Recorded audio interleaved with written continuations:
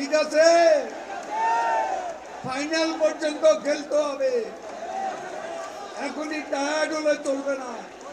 Slogan বন্ধ করো, slogan বন্ধ করো, স্লোগান।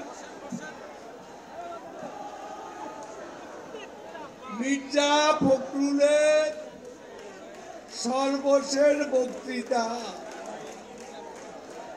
বক্তৃতা শুনে মনে হলো মির্জা ফখরুল এখনো তত্ত্বাবধায়ক সরকারের মরা লাশ নিয়ে টানাটানি করছে। তত্ত্বাবধায়ক সরকার মরা লাশ আজিমপুরের গোরস্থানে চিরনিদ্রায় শায়িত।